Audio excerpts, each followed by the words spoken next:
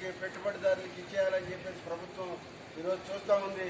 కాబట్టి మనం ఏంటంటే ఇక్కడ ఉన్నటువంటి సింగరేణి బొగ్గులను కూడా మరి బ్లాకుల్ని వేలం వేసి ప్రైవేట్ ఇవ్వాలని చెప్పేసి చూస్తూ ఉంది. దానికి వ్యతిరేకంగా రాష్ట్ర ప్రభుత్వం కూడా ఈ రోజున ఈ యొక్క బొగ్గు వేలంను విరమించుకోవాలని చెప్పి మనం డిమాండ్ చేస్తూ ఉన్నాం. అదేవిధంగా కనీసం పెన్షన్ 9,000 రూపాయలు ఇవ్వాలని చెప్పేసి, కనీస వేతనం 26,000 రూపాయలు. ఈరోజు 6 కాలం కష్టపడి పనిచేస్తున్నటువంటి కార్మికులు, ఈరోజు మున్సిపల్ కార్మికులు కానీ, అదేవిధంగా కంపెనీల్లో పనిచేస్తున్నటువంటి కార్మికులు కానీ ఈ రోజున 12 గంటలు పనిచేయాల్సినటువంటి పరిస్థితి వస్తూ ఉంది. 12 గంటలు కాకుండా 8 గంటల పని దినాన్ని కొనసాగించాలని చెప్పేసి, అదేవిధంగా కనీస వేతనం 26,000 రూపాయలు ఇవ్వాలని, అట్లాగే మరి అందరినీ కూడా పర్మినెంట్ చేయాలని. గత ప్రభుత్వం, రాష్ట్ర ప్రభుత్వం పర్మినెంట్ కాంట్రాక్ట్ అనేది లేకుండా అందరూ పర్మినెంట్ చేస్తామని చెప్పింది. మోసం చేసి ఈరోజు వాళ్ళు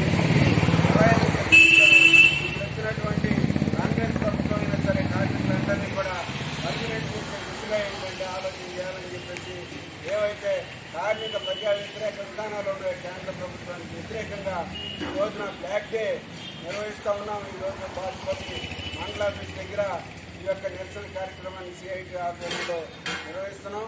కాబట్టి రేపు రాబోయే రోజుల్లో కనుక ప్రభుత్వం ఈ యొక్క కార్మిక ప్రజా వ్యతిరేక విధానాలను కనుక విరమించుకోకుంటే పెద్ద ఎత్తున ప్రజా పోరాటాలు నిర్వహిస్తామని చెప్పేసి ప్రభుత్వానికి, కేంద్ర ప్రభుత్వానికి, రాష్ట్ర ప్రభుత్వానికి హెచ్చరిక చేస్తున్నాం. జిందాబాద్ సిఐటియు, జిందాబాద్ సిఐటియు.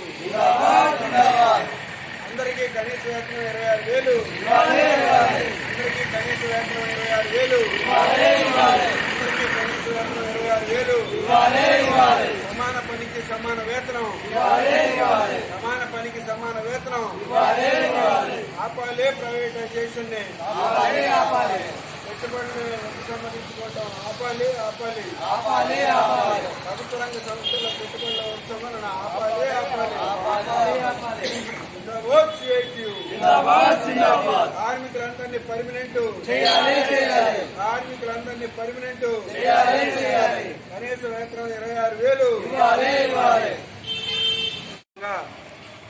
అన్ని కేంద్ర రాష్ట్ర కార్మిక సంఘాలు, అదేవిధంగా రైతు సంఘాలు అన్నీ కలిసి భారతదేశ వ్యాప్తంగా ఈరోజు 23వ తేదీ బ్లాక్ డేగా నిర్వహిస్తూ ఉన్నాం. ఈరోజు కేంద్ర ప్రభుత్వం ఏదైతే బీజేపీ ప్రభుత్వం అధికారంలో ఉందో ఎన్డీఏ కూటమి ఈరోజు లేబర్ కోడ్స్ని తీసుకొచ్చి లేబర్ చట్టాలని రద్దు చేసినటువంటి పరిస్థితి.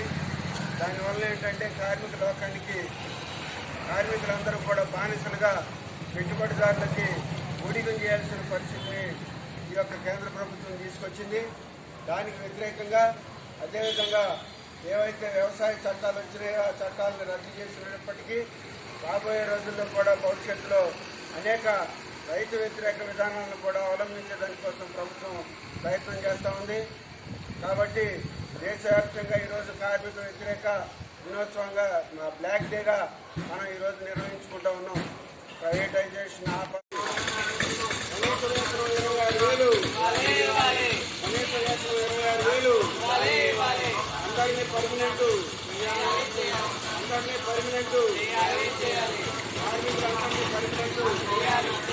జిందాబాద్ సిఐటియు, జిందాబాద్ సిఐటియు.